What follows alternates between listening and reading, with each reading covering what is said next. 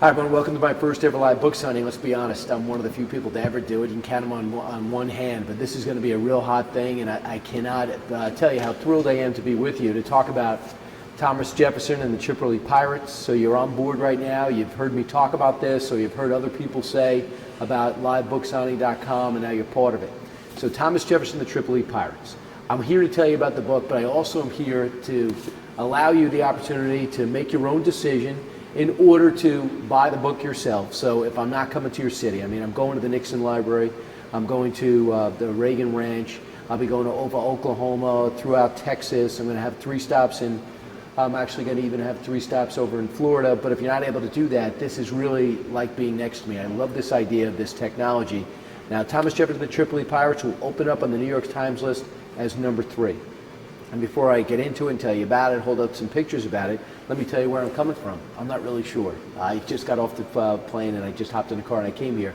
This is the Glenn Beck, this is Glenn Beck Television right over here. This whole studio is just this marvelous campus, and this is even Glenn Beck's couch. In fact, he would normally be napping now if he was here. I'm pretty much in the way. I'm in his nap time. This place is unbelievable. So as I have a chance to come out and talk to everybody about the book, I first am stopping here on livebooksigning.com. If you want to ask me a question about the book, no matter how basic or advanced, if you want to talk about Fox, if you want to talk about the radio show on Fox News Talk, that's also great. Just a little bit of background on me. In 1996, I started filling in. In 1997, I went full-time on Fox News Channel. After that, I became one of the co-hosts of Fox and Friends, and soon after that, started filling in for the great late Tony Snow. And when he went to the White House, became press secretary, I was able to get his radio show after. So from 6 to 9 and 9 to noon Eastern time, I'm able to be on Fox News, and it's been an unbelievable run. In that time, I had a chance to publish 4 books. The first book was The Games Do Count. It was a bestseller. It was focused on the power of sports, people who weren't great in sports but learned a lot in sports and became great afterwards, from President Bush on down. Then you had It's How You Play the Game, the lessons you learn in sports, the pros, the people in history. And then 3 years ago now, I released George Washington's Secret Six with Don Yeager. With George Washington's Secret Six, which is also on our website, is the story of George Washington's secret spy ring that was top secret until 1930, when a series of historians were able to uncover the fact that he had this ring, and all these spies lived and died without anyone knowing their names, except for perhaps George Washington, who still never met the entire spy ring. What I found out when that became a bestseller over the course of 19 weeks, and then of course on paperback for 8 weeks, is that fundamentally people are patriotic. They want to know about America, they want to know about our history. I don't care if you're a truck driver, if you own a deli, if you're somebody who's building a railroad, or you're the CEO of a major Wall Street firm. If you don't have the time to focus on news like I have the privilege of doing, or focus on history like that is your passion is, that's pretty much what I wanted to do. That led me to Thomas Jefferson and the Tripoli Pirates. So here's the story. Essentially, our first war on terror took place in 1784. Where it got done and we finally beat the British in the Revolutionary War, even though they took forever to actually leave the country. We didn't have a president until 1789. But in 1783, we're trying to stand on our own 2 feet without even a constitution, just in Articles of Confederation. So the first thing we got to do is get our economy going. How do you do that? Well, you got to deal with the Mediterranean. That's where we're selling all our goods. That's where we're selling the iron, the tea, the grain, the tobacco, everything else.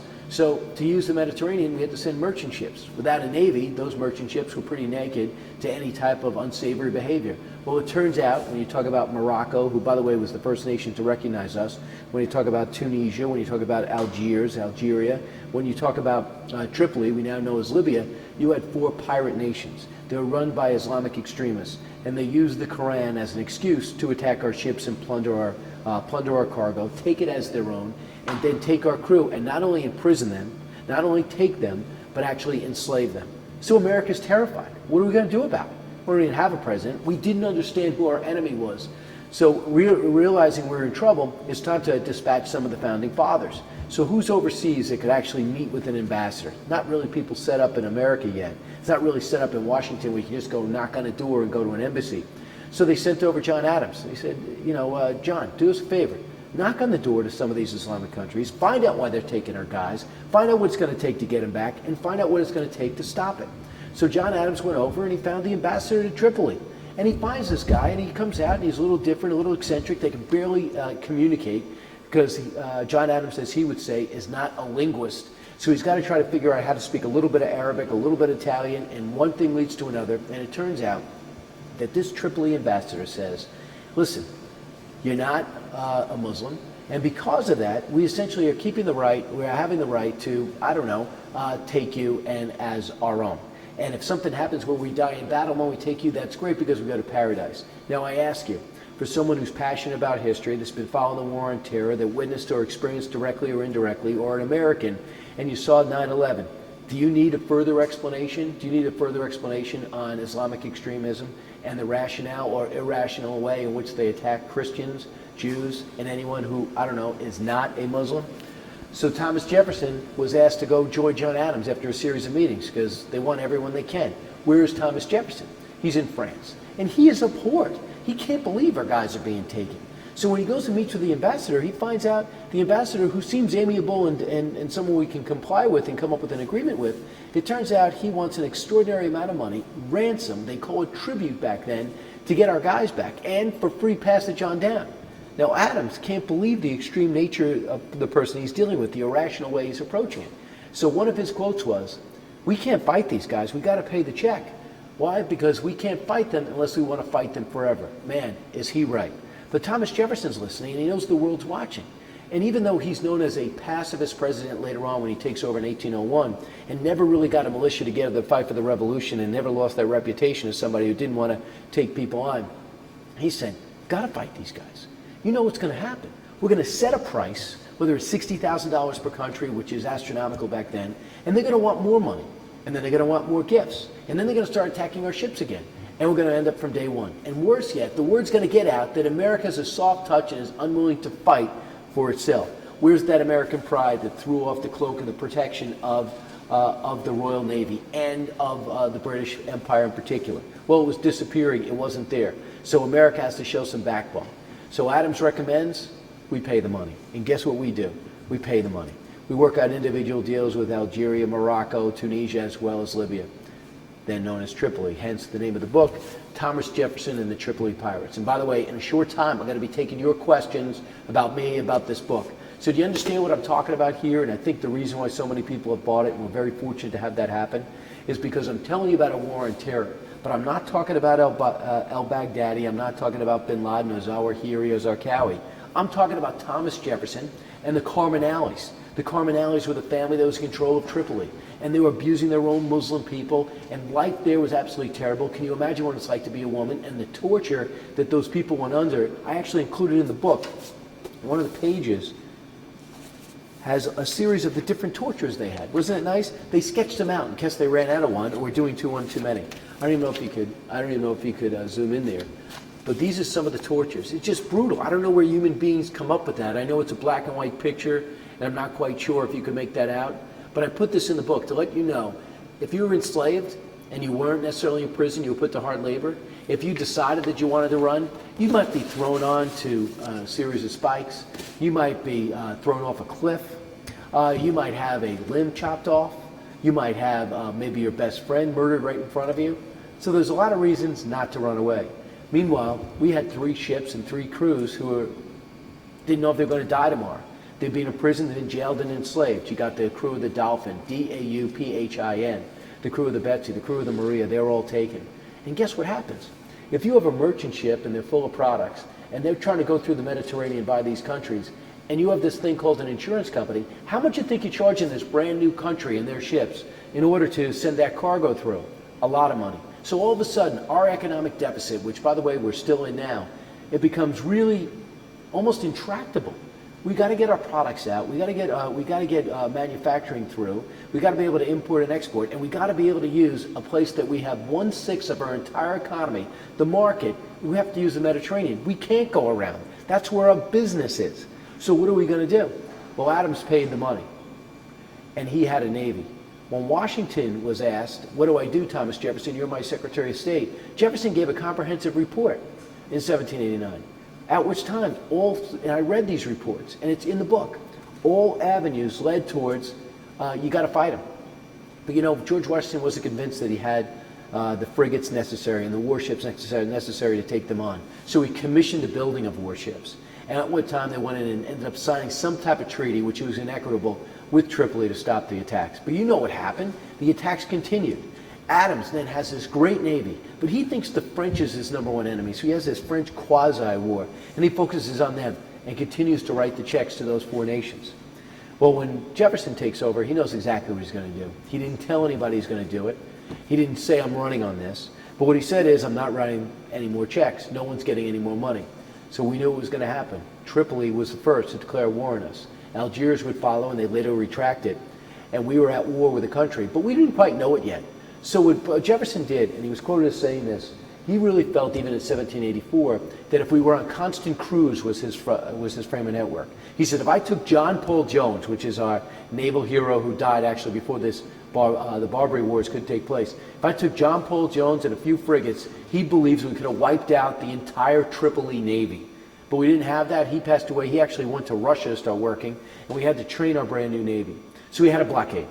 So we blockaded the Tripoli ports. So we're blockading these ports hoping to smother their economy, but guess what? These guys had tremendous guile, they had tremendous knowledge, and they had faster, swifter boats. They were able to get through our blockade. The blockade was a joke, it didn't work. Guess what? The rules of engagement were terrible. Have you heard that before? When the rules of engagement aren't right and our guys cannot fight the way they want to fight, and they have to be susceptible to politics back in Washington, they're ineffective. That is still happening today, and you know it's happening today. And that is why Thomas Jefferson and the Tripoli Pirates, I believe, is a look at history, which is really a fast forward to today because our enemy is still the same, one of ours, Islamic, extremist, irrational, have to be confronted. So we had to keep rotating our captains until we got the right guys in charge. And the right guy in charge was really Edward Preble. And he was allowed, since Congress was now in support, to start bringing the fight to them. As we start bringing the fight to Tripoli, then we start taking out their boats, taking out their cargo, chopping off their masts, and just sending them out into the ocean, sending the message this new country was going to fight for its own rights, its own pride, and for the freedom of the seas, which, by the way, it should be free. They're international waters. We started escorting ships. But guess what? Tripoli's not giving in because it's the leaders that want to stay in power. They don't care about the people. Even though we were pounding their shores and chopping up their ships and humiliating their crews, they would not give in. Because like Saddam Hussein today, if you were somebody that, I don't know, if you were somebody that just stays in power, you win. Do you know that Saddam Hussein, after the Persian Gulf War, because he survived, even though he was humiliated, all his army gave up and his tanks were destroyed, he actually thought he won because he stood up to the great Satan, America. Every time Iran is allowed to exist since 1979, take our hostages and not pay the price, they look at that as a victory. A little bit different than America. We look for total victory in everything we do. So one thing leads to another, and we start making some tremendous progress, but then we realize they're never going to give in. It reminds me of the aerial attacks of today. We hear about aerial attacks, but we don't really know what we're hitting. Back then, it was naval attacks for this port city of Tripoli, and they weren't giving in. So 3 years prior to this war really kicking in, William Eaton, who is a tremendous guy, he was an ambassador to Tunisia. And he looked around through the area and saw how these Muslim people were being abused and how these leaders were feckless, and he called them dirty animals. And that was his words, not mine. And he says they got to be confronted. We can wipe these guys out. What is it going to take, was one of his quotes, to rouse my countrymen to take this fight. Now, before I tell you about William Eaton, let me tell you what he did. He got an idea from James Cathcart, who was the counselor then. We call them ambassadors now. And he said, you know what? This is the deposed leader of Tripoli. The guy in charge right now, Yusuf Carminali, well, he's not even the ruler. They killed his older brother. The middle brother, well, he threw him out and took his family hostage and said, if you come back, I'm going to kill your family. And he's sitting there in exile with a mini army in Egypt. Why don't you get him, get an army together, come down and take the major capital city, the pseudo-capital city in Tripoli, which was called Derna, right outside Benghazi. Ooh, has Benghazi been in the news? I think it has. So in the beginning, when Jefferson heard this plan from William Eaton, he said, that's a little crazy. You mean get together a mercenary army, you want some money, you're going to go find a guy that's not known as a great leader, and then you're going to tell me you're going to go take a major city? I don't think so. But the frustration was building at home. A lot of people didn't like Jefferson's Barbary War. They thought it was fruitless, and they thought maybe Adams was right. Remember, they were kind of bitter because Adams won that election. But after 3 years, Jefferson was finally all ears. He would get the money, but Jefferson said essentially, remember, I didn't send you on this mission. It reminds me a little of Iran-Contra. I'm not sure if Reagan knew, but everyone knew that better not lead back to the president. And if you get caught, it was your idea. That's essentially what they told William Eaton. They got the green light from his Secretary of State, James Madison. Isn't it amazing this story existed? You know all these names, but you actually don't know about this story unless you're somebody like Glenn Beck, who does this on a regular basis. So William Eaton would get the mission. He'd get his $20,000, 1,000 muskets, and he'd go on that mission. And before I describe that mission, let me tell you, I brought props. And it was probably not the smartest thing to take this book from New York, but I'll share it with you. This is William Eaton's biography. And this was released in 1813. And this is the exact book. Now, back then, there wasn't really a Sentinel Press, that's my publisher, that pumps out thousands of these. To me, there's probably not that many. And William Eaton was somebody known in his day. Jefferson knew him. Mad Anthony knew him. I can actually open this up and show you. This is what his book looked like. I don't know how many people read it, but this guy was treated as a war hero. When William Eaton came back, he did not fulfill his mission because he was stopped. But he was treated as a war hero. He never got his money back that he paid out of his pocket, but he was given like 10,000 acres of land over in Maine. But he never recovered because he was unable to fill his mission. And let me tell you a little bit about this guy. Now, I've said this over and over again. Thomas Jefferson is the reason you buy the book, because you want to know more about one of our founding fathers, and maybe because I'm pretty cute. And let's be honest, even though it's all guys, they all think I'm pretty cute. But in the end of this, when you close the book, you're going to be talking about Edward Preble, James Cathcart, and you're going to be talking about Stephen Decatur, his brother James Decatur. But for me, it's going to be William Eaton. Now, let me tell you about this guy's timeline. I think he's one of four, and he decides at 15 years old this Revolutionary War is going on. And my parents are teachers, but I got to fight. So at 15 years old, without his parent permission, he signs up for the army to fight. He gets sick, comes back in about 16, 17, and sees a little bit of action. And then he goes back to the war. And then he goes to Dartmouth University, and they realize this guy's intellect is tremendous. I mean, basically, he was selling his clothing in order to go to college. So his intellect is great. He's got great bravery, great military knowledge. And then he ends up, when he joins back into the army, he hooks up with a guy named General Mad Anthony. So when you Google William Eaton, which you could do right now, and by the way, I can get questions in a short time. So as you watch me at this live signing, and I've signed about 200 books here, had a chance to get here early and sign about 200 books, you're going to be able to ask me any questions about the book or anything else in a short time. So William Eaton trains under General Mad Anthony, and a lot of the fighting was against the Indians, and a lot of the fighting was against proxies of Britain. And he gets to learn, he picks up languages very quickly, and he gets to learn 3 or 4 Indian dialects. He gets to understand he can use his intellect, his mind, as well as his fighting ability to win these guerrilla-type wars. Well, he caught the eye of Senator Pickering. Senator Pickering says, I couldn't be more impressed with you, and we need you overseas. I haven't pulled problems with the Barbary nations. We need a counselor, somebody that can be our eyes and ears, who's pretty tough and doesn't scare easy. You want to go to Tunisia? This guy has never really been out of the country, ever. So he said, all right, I'll do it. And he goes over there. At which time, he goes over there as a guy with an attitude of half Mike Ditka, half George S. Patton, General Patton. You know, he's breaking things. He's telling people like it is. He's telling America what America's about, what we overcame to become who we were. He's a true American patriot. And he doesn't mind coming out and talking about how often America, how bad it is that America's not standing up to your country and is allowing these pirate ships to go out. Now, there's a few different incidents that just humiliate the Americans, which is, by the way, us and who you're watching. So it's Eaton's idea that we should really fight these guys. He says we can wipe them out quickly. We have to do what France wouldn't do, what England wouldn't do, what Spain wouldn't do, what Norway wouldn't do, what Sweden wouldn't do, what Amsterdam, we now know as Holland, wouldn't do, and that's fight these guys. Yeah, they are ruthless. Yeah, they'll slash your jugular. Yeah, they'll take you out and they'll make your death a painful one. But if you stare down a bully and fight that bully will fall. And that's what William Eaton learned, because he's a war fighter.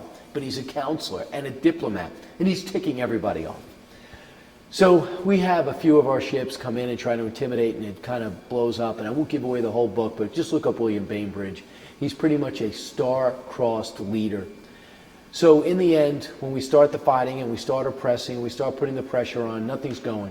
So to flash forward, finally after 3 years, Jefferson says to William Eaton, go to it. So he gets his money, he gets dropped off, doesn't know who he's going to find in this guy, Hamid Karmanali. But he finds him, and he's not an impressive guy. He doesn't have great leadership, and Madison knew this about him too. So he's got to get his guys, he's got to hire some mercenaries, and then they got to go 500 miles through the desert and take a major city. I mean, Presley O'Bannon was the leader of a handful of Marines that led this trek, and he talked about in his book, as did William Eaton, having essentially, thank you very much, I had no idea I'd be getting refreshments. William, and I would have asked for this earlier. We'll add that to your bill. Oh, I didn't know I was getting billed either. This is fantastic. So, and by the way, we are going to be taking questions shortly, and please try to make them embarrassing, but I will answer them. Oh, it's hard to come out. We don't have commercials either, do we? That's all you. Thank you. You're welcome. This is my wife's That's nightmare. no charge. Just me for an hour, and she can't talk back. So, William Eaton ends up leading this trek. They had to sleep on their guns. They were concerned that people in their own pseudo-mercenary army were going to turn on them. And there was all these mutinies, all these insurrections. It took about 5 weeks. So good were these maps through the desert that the word is that Rommel used them in World War II over 100 years later. So think about this. Jefferson's like, we just want to put a little land pressure on them. Boots on the ground. Have you heard that expression? So good are they, so fearless are our Marines, which, by the way, just turned 240 years old earlier this week. Yesterday, November 10th. They took the city in 2.5 hours. A standing city with a standing army. And then they tried to take it back, and they couldn't. So we had bombing from the shore to support us. Great tactics by Presley O'Bannon and William Eaton, who got shot in the arm during this incursion.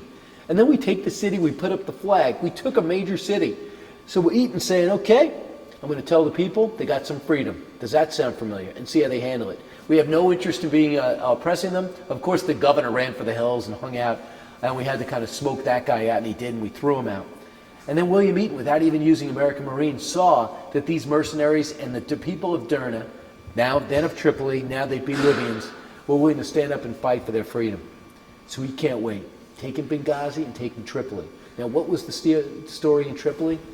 In this book, and William Eaton was cited in his, you find out that the prisoners, and they had over 300 American prisoners, were looking around and they were seeing how nervous this leader got. He could not believe these Americans would not give up, how stubborn they were, how they refused to pay. And he said that this guy was sweating. He would have cut any deal. But not for William Eaton. He's got a mission. Take 2 more major cities, take a country, and send the world a message. We're going to be a naval power, and we're going to be the strongest army in the world. And we're only 20 years old, with only on our 3rd president. So then William Eaton finds out Tobias Lear is on board with Captain Barron. And Barron is sick, and he's not a big fan of Eaton, doesn't really believe in the mission, but was going to support the mission. After all, he dropped him off. Well, when Tobias Lear got word that they're looking to cut a deal, George Washington's key assistant, for some reason Jefferson liked him, goes on board, goes on shore, and meets with the Tripoli leader, Karmanali. And he said, let's cut a deal. So Tobias Lear sees himself a hero, says, wow, that's why I'm here, to cut a deal. What kind of deal you want? He goes, well, give me $60,000, I'll give you your guys. Now, it was a lot more money earlier. They said, we're going to also stop attacking you. So they cut a deal, they sign it off, the Tripoli Treaty, and they get our guys back. The problem is, who's going to tell William Eaton that their complete victory, their thorough victory, is going to be short-circuited? They tell him, and he goes, I'm not doing that. The deal I cut with Hamid, he gets back into power. The deal I cut, if he fights fearlessly, we got his back. America keeps their word. I'm not leaving. They come back again, and they say, listen, John Rogers says to him, you got to leave, or we're leaving you here. The Marines have to come back. You have to come back. Realizing he has no choice, he's being cut off. He has to go tell Hamid. He realizes when he tells Hamid, he's going to get wiped out because that army's going to come back and they're going to kill him. His family is still being held hostage. America's promises have been broken, and the deal's been prematurely cut. Eaton comes back despondent, and he never really recovers. Well, Aaron Burr said, I know you're mad at Thomas Jefferson. Do you want to overthrow the government? He said, no, I don't want to overthrow the government. And by the way, I'm telling on you, and there's a major trial. He ends up drinking himself to death in, I think, 1809, missing the War of 1812, which would have been something he definitely would have liked to participate in. But he died of a broken heart, somebody who thought his mission was not fulfilled. And once again, America is going halfway. Now, what's the parallel to today? A few things. I think the parallel today is the surge, a complete victory that shocked everyone and silenced the naysayers. But what happened in 2012? We picked up and moved out because our leader didn't believe in the conflict. The previous one did. And Jefferson gave Lear the power to cut a deal. There was no Instagram or Snapchat. Sure, there was Facebook, but they couldn't have instant communication. So Lear was on his own, and his judgment was terrible. Originally hailed a hero, he would ultimately be looked at as a villain, and he would kill himself. So we had the War of 1812, and we know that Madison had the White House burned, and we battled all the way back. And when that happened, guess what happened? Those four pirate nations, those Islamic extremists, started taking our ships and taking our guys again.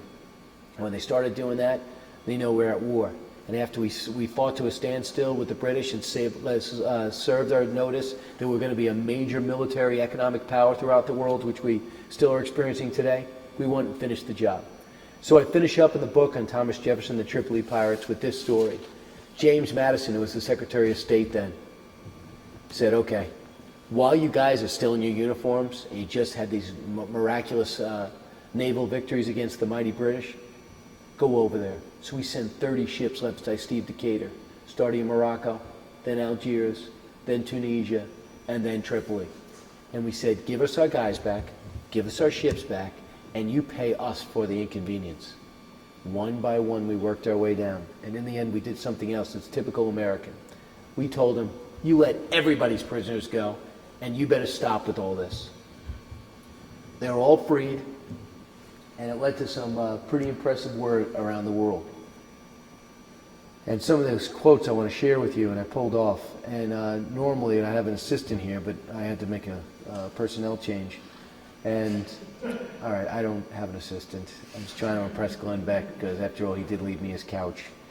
Which, by the way, I thought at least he'd have a pullout, but no, he has chosen to sleep on this very one and host a show. Not many people want to tell that story.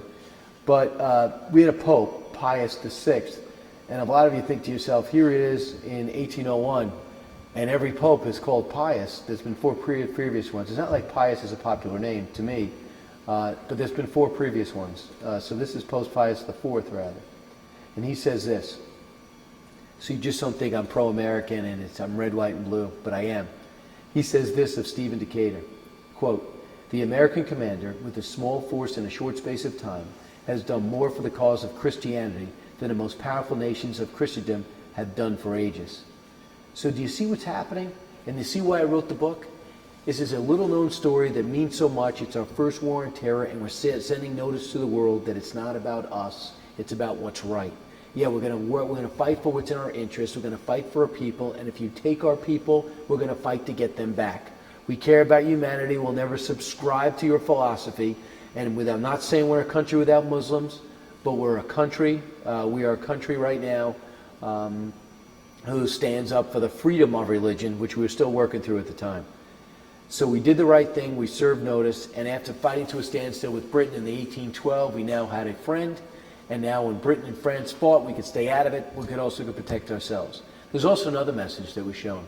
The other message was, by the way, we'll fight and we need a standing army. There was such a fear with our founding fathers that the military would become so strong and overthrow the civilian government. So they said, even George Washington, General George Washington, whose army won the war, said, I'm dispatching you guys, you're pretty much on your own. We'll work out some type of payment plan in Veterans Administration, and there were complaints about the care they got and what they were promised, just like today. But we don't want a standing army or a standing navy. We sold off our navy and what we had of it in the Revolutionary War, so we realized we needed one.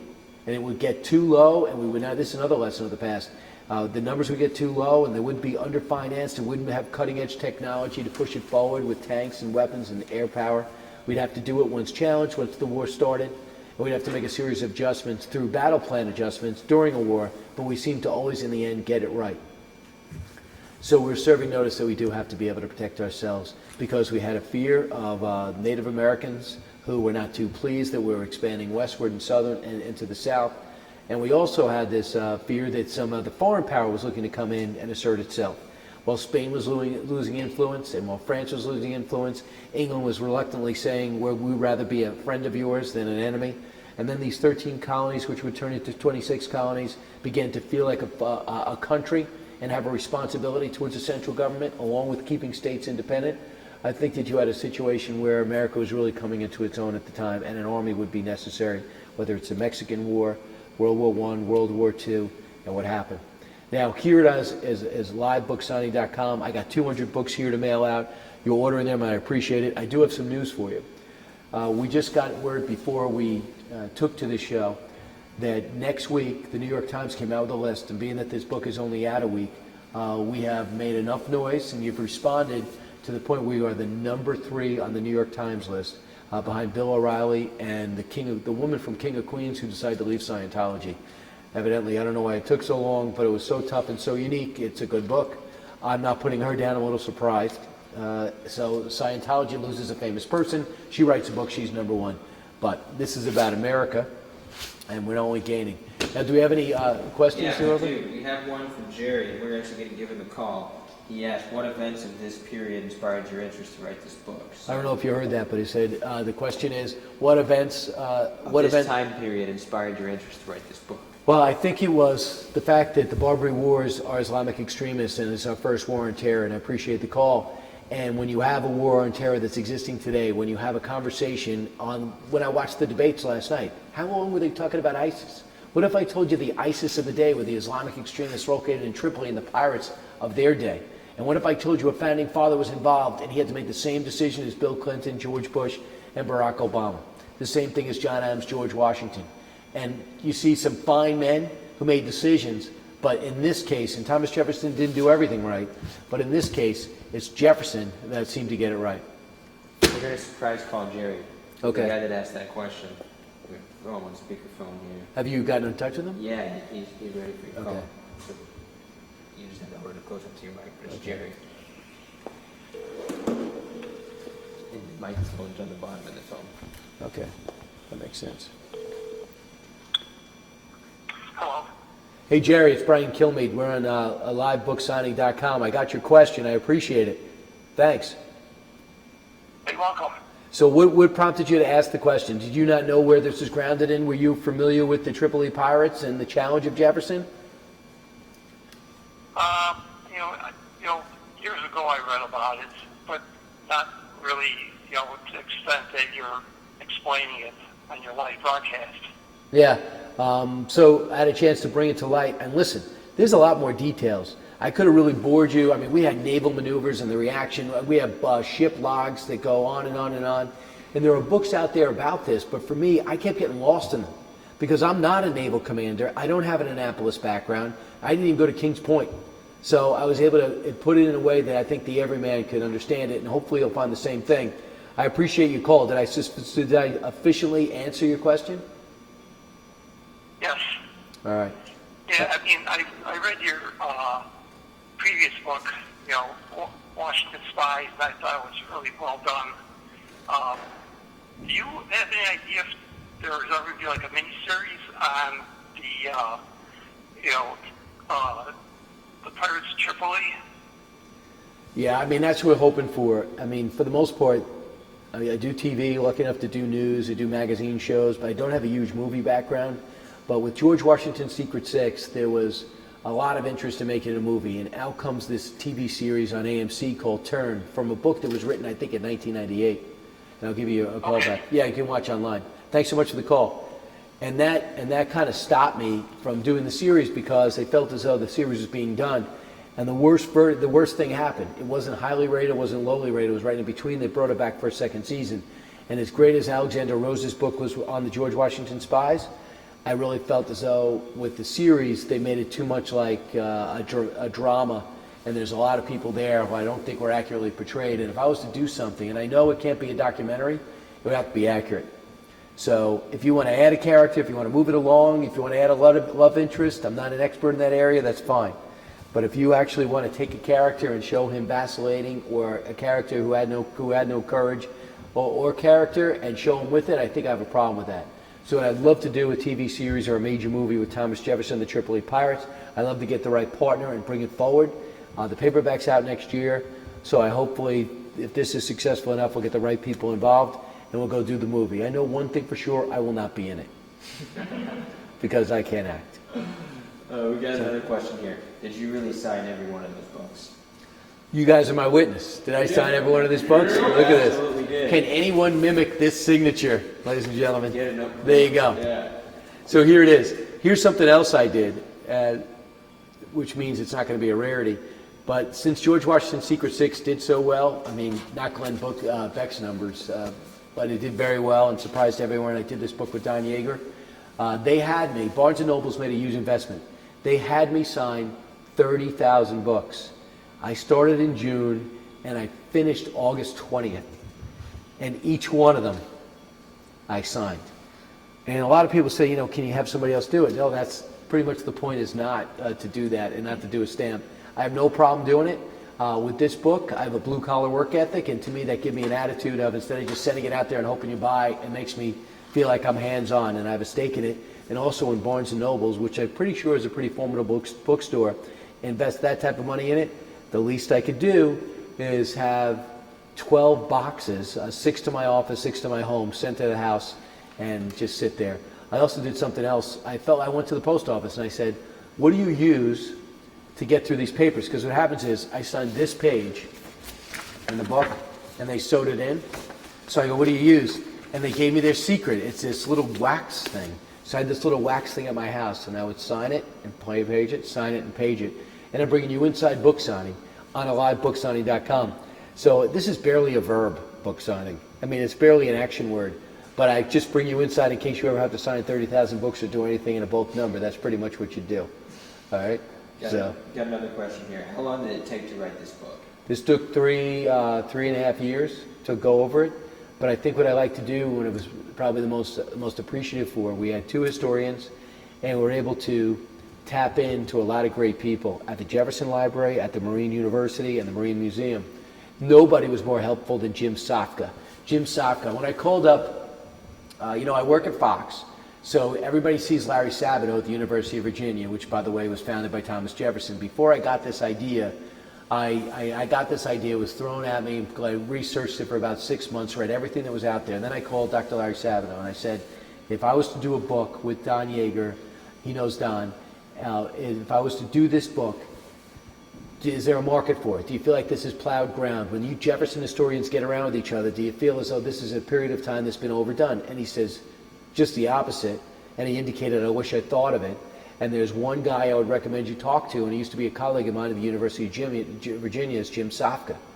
So what happens is when you go up to a guy that studies this as an expert, personally from the entrepreneurial world, when you have an idea, you like to keep it to yourself so no one steals it. Jim Sofka, like everybody that helped me with George Washington's Secret Six, and the number was at least 30 that live and breathe the spy ring. Jim Sofka was the premier guy in the Barbary Wars, and he told me nobody knew my number or cared about what I did, and Jefferson buried it in his own library because he didn't think it was as significant as it was until 9/11. Since that time, all of a sudden, my number's getting a little bit more popular, and I thought he was building up to, so, as you understand, I'm going to do my own book. Instead, he said, how can I help you? And I showed him what we had, and he showed me what he had, and then we kept building. So I said to myself, and gutting, to be honest, I said to myself, I want to see if we could do this in a compelling way that feels like I'm talking to you. And if I could do that without a guy like Jim Sofka or the University of Virginia or the Jefferson Library saying, I can't put this in my library, it's just not accurate, it's just too commercial, then I think I had a good deal. And before I sent it off, I sent it to him, and he wrote back, fantastic, we love it, which was the ultimate compliment. Jay Winnick, who just wrote 1944, I think he also wrote 1865. I think he's one of our nation's premier historians. He and his son read it, and they got back to me, and they said, we absolutely love this book. So I feel as though I'm doing it for the everyman. Hopefully you and your homeschool, it'll be in your curriculum, and it still hasn't turned off the expert. So what turned us on? For 3.5, 4 years. Why did we do it? Because we thought it was something that was unexplored. And how did we do it? It's because so many people who knew this story so well, Marines, historians, and the Jefferson experts, they made it possible.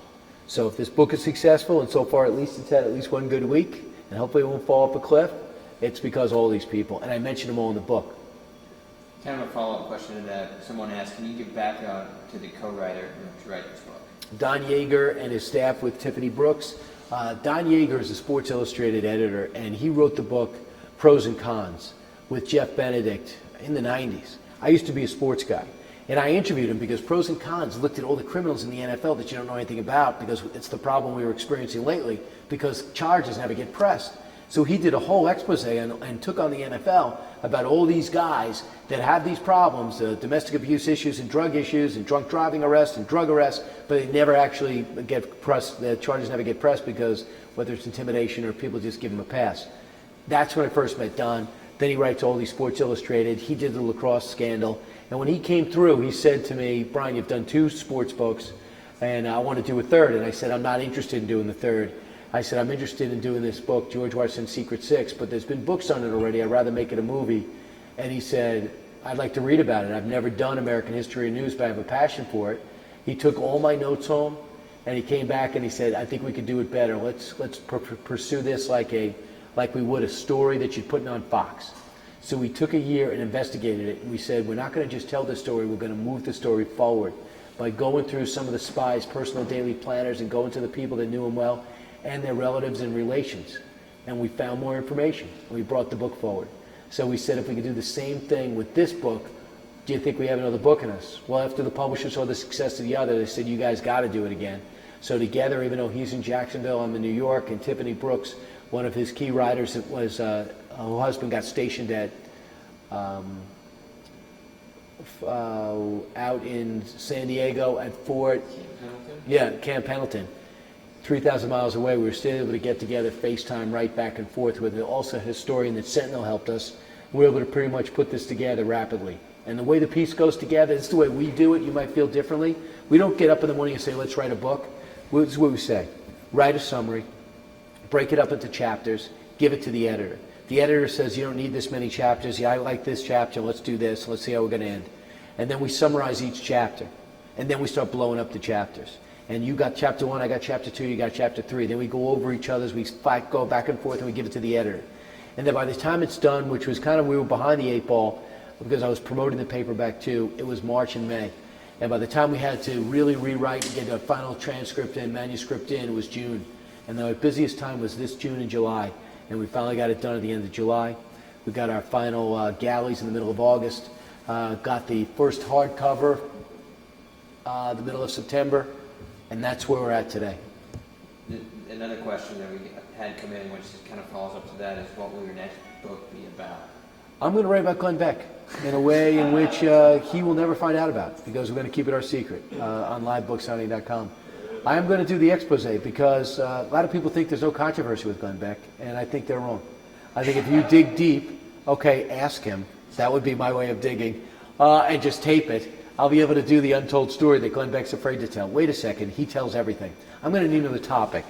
We have a few ideas. I don't want to put them out there because this is a ruthless industry.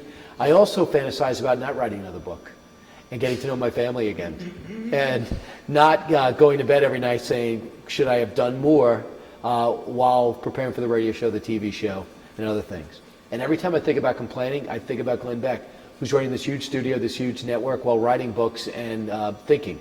He's a deep thinker. The good news about me is I don't. Half my brain is not even being used, and I'm very proud of that. I think to do another good question, someone asked, with all that you have going on, how do you find time to spend with your family? I do. I'll tell you what. I really feel as though my big advantage is I get up at 2:30 in the morning, and my busiest time is from 3 a.m. until I go on the air at 6, and they're asleep. They go to school. I'm not there for breakfast. But guess what? I'm one of these morning show guys who has everything come back. I'm on the air for 6 hours. Then I go and meet with the other 2 shows, and we talk about what we're doing the next day. And then I go home. So I'm able to be there for school, be there for the soccer practices, coach my son for 12 years, 24 seasons. Now he's in college. So I don't know. Am I going over time? So I'm able to break it up, and then I'm able to pretty much build it around when they're not in. Because now they're going to school till 3, 4 o'clock playing sports after. And I'm lucky because the bulk of my hours are when they're asleep. Another question here. Who do you think personally won the debate last night? I'll give you 3. I actually want to think who did poorly. Governor Kasich was full of substance, but he was actually angry. And I work with him, and so did Glenn work with him. And he's got a lot of substance, unbelievable resume, but he came off angry. Senator Rand Paul was fantastic. And I'm not saying that because he came to my book party. Okay, I am. No, but he was great. I don't agree with a lot of his stuff. I think he's too passive on the international stuff. I think that he has no problem cutting the defense. I'd rather him go in and reform the Pentagon and keep our defense strong than talk what he wants. But his point got out. He got plenty of time to speak. The guy that did the best, that looks the best, that sounds the smoothest is Marco Rubio. No doubt about it. However, what people say to me is he reminds me of Barack Obama in this. First-term senator, unbelievably conversational, unbelievably likable, appeals to a wide range of audience, is unique, and a first-term senator. And that's what a lot of people might say, man, he's good, but so is the other guy. And to me, Barack Obama has been a huge disaster. I'm one of the knuckleheads who said, look at this 48-year-old. Don't be surprised if he leaves Democratic doctrine behind and understands he's going to be retired at 56, have his whole life to look at himself, and doesn't want to be known as a great Democrat, wants to be known as a great president. And people on the radio especially said, you're crazy, and everybody else out there is right, because I'm unbelievably let down by some of the things he's done. We got another call. He actually didn't post a question, but said, call me next. So this is Monty, who is available. Okay. By the way, great, congratulations on the screening process. If you call, you're on. Fantastic. I mean, the vetting is unbelievable through a series of questioning. Please don't work at the TSA, all right? Hey, Monty, what's happening? Okay, I guess I did call you. Do I have to carry the conversation? Do you have a question? We're on livebooksigning.com. This is Brian Kilmeade, and I have Thomas Jefferson, the Tripoli Pirates, is now out. I got 200 books in front of me to buy, but I also would like to use this opportunity to talk more about the book at great length. And I think you might have a question. And if you don't feel bullied into it. Go ahead. No, that's fine. No, I briefly heard about it on the radio, and I'm actually getting it for a Christmas present. And that's been confirmed now, obviously. But I was wondering if you had any other books that you were planning on writing. I'll tell you what, you can go out and get George Washington's Secret Six. I've been about 4 book signings. Everyone's getting that one too. They're great patriotic books. I don't know if I have another book in me. Right now I'm just going to promote this, and was stunned to see how successful it was. But I wrote it during the holidays for a reason. I think there's a lot of people who think books are a great present. You don't want to spend $1 million on a gift, but you want to show you put some thought into it. And to me, it's the perfect mix. You got the book and you heard it on the radio, but you also got it signed, so you made an effort. So to me, it's the perfect office gift and cousin gift. All right? That's what I got. Monty, thanks so much for the call. Yes, sir. Appreciate it. Okay. Awesome. We got another question here. Out of all the founding fathers, who would you choose to be president right now? Out of all the founding fathers, who would I choose to be president right now? Absolutely George Washington. And I don't think that's a stretch. You know, the one guy I've been diving into a lot, and I read Lynn Cheney's book, and he's been fantastic, that I really find fascinating and brilliant, that many people talked about, well, he's a little guy that was not really that popular and was an intellect, but he didn't have the charisma. But the guy that's impressing me so much is James Madison.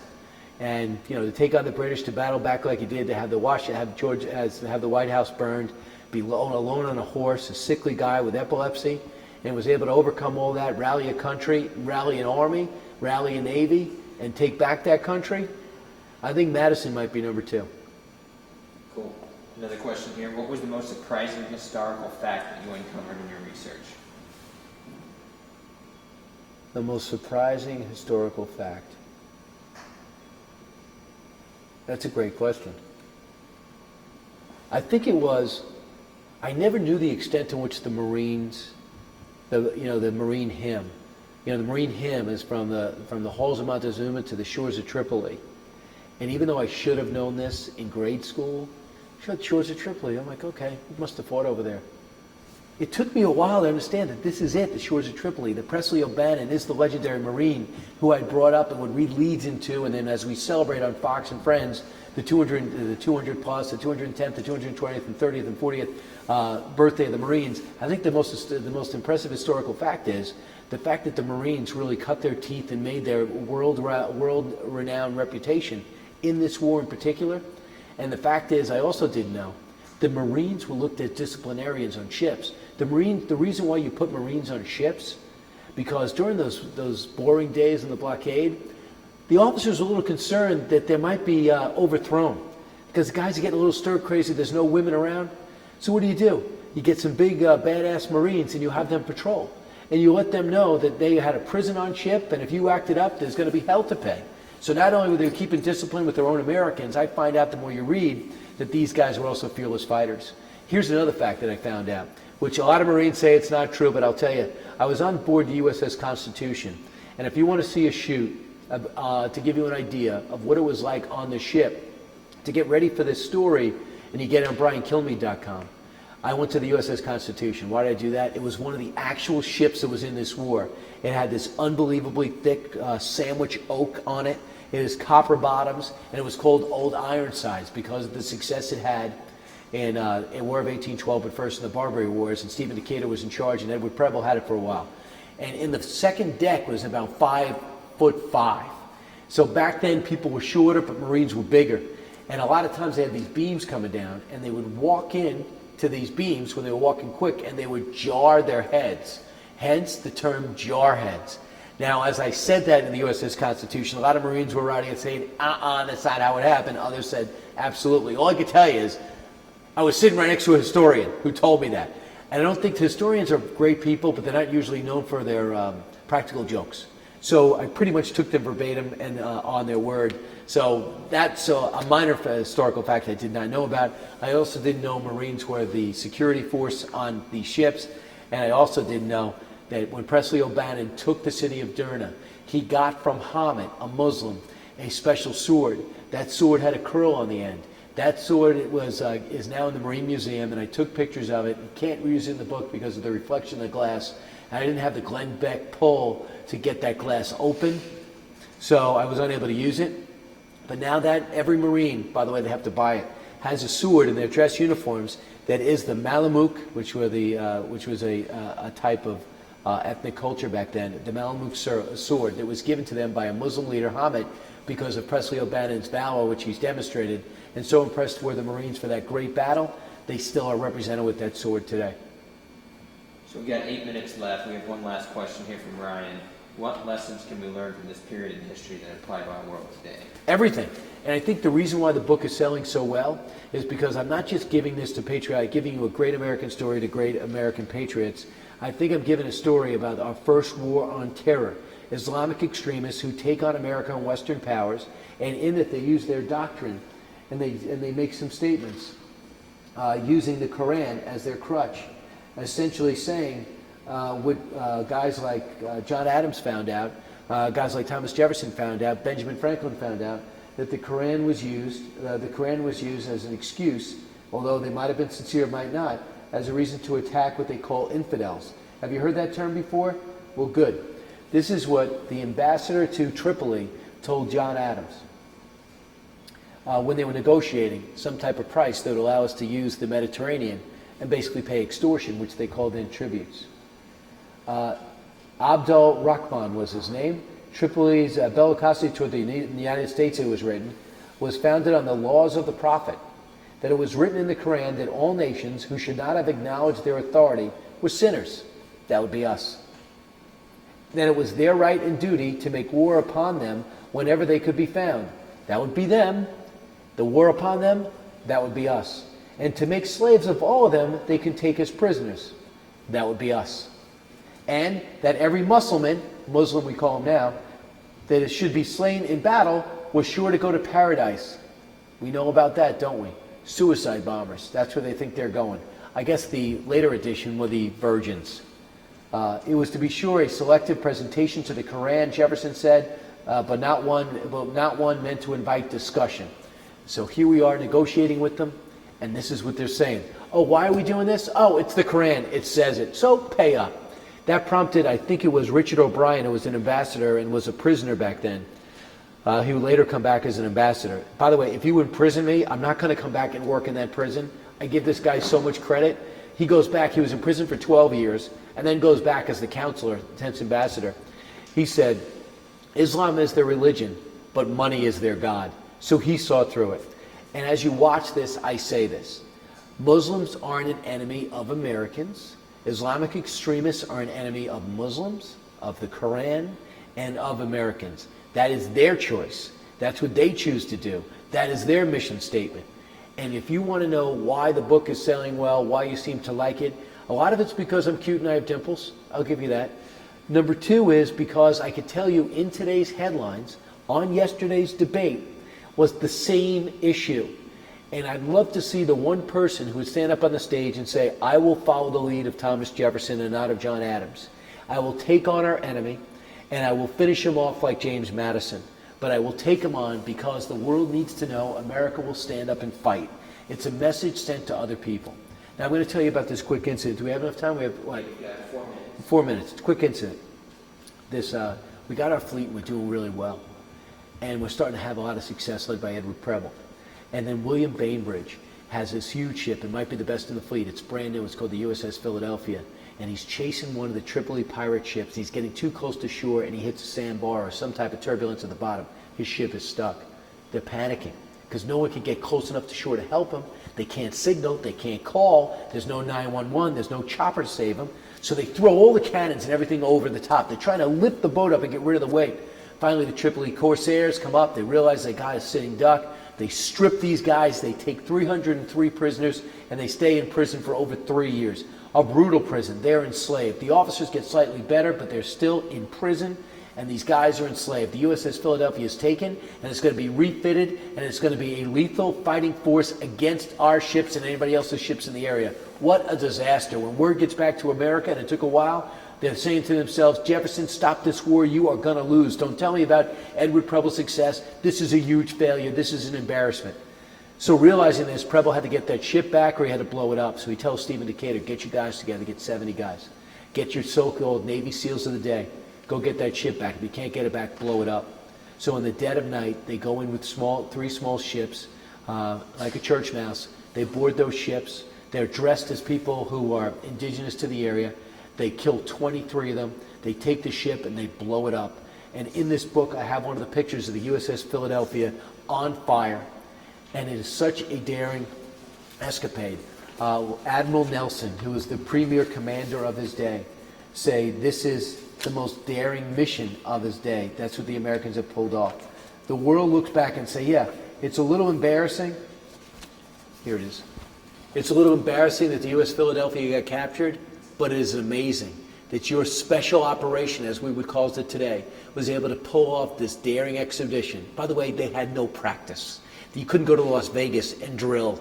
They got together on Preble's boat, the USS Constitution and others, and they went over it. And led by Stephen Decatur, they took him out. So that's what's amazing. So that USS Philadelphia story is a tremendous one. But it brings us to another full circle conversation. One of the reasons I wrote this book was when I saw the Captain Phillips movie. They were taken by Muslim pirates, Somali pirates, who off the coast of Africa decided to take an American ship and try to get money from us. And they took Captain Phillips. And their agenda was simply to terrorize. These are terrorists. So guess what ship came to Captain Phillips' rescue when that life ship, then that small ship was sitting off the coast? The USS William Bainbridge. Guess who was captain of the ship that was taken and imprisoned? And guess who came back in 1815 under Madison and finally made all these Barbary nations pay? William Bainbridge. Bainbridge comes to help us out 2 years ago in the 2013 movie and the 2019 incident. And guess who else is on the back of this ship? Back of my book. Commander Lippold. Commander Lippold is on this book. You know why? Because he was the captain of the Cole, the commander of the Cole, who in 2000 had his ship blown up because some Islamic extremists pretending to give them gas were really human bombs. They blew themselves up and blew a hole in a ship and killed our guys. They know about the dangers, they know about the mentality, and they know it has to be confronted. And it is driving them crazy right now that we're not doing it. I don't want anyone to die in war, but the longer we wait, the harder it's going to be to win. That's what I hope people walk away with. I hope people talk about William Eaton. I hope they talk about Preble. I hope they talk about Stephen Decatur. I hope they go out and buy the book because you care about America and want to know more. And if you're homeschooling, I hope this is part of your curriculum. I believe this is as close to a hard rap as I'll ever get. And this is as close to doing home shopping as I'll ever be, unless something goes terribly wrong. Guys, thanks so much for doing this. I appreciate it. And I'm out of stuff to say. I can't fascinate you anymore. Thanks so much, guys. And but these guys are sick of me. I'm going to have to do it from New York. All right? Thanks, Lynn Beck, wherever you are.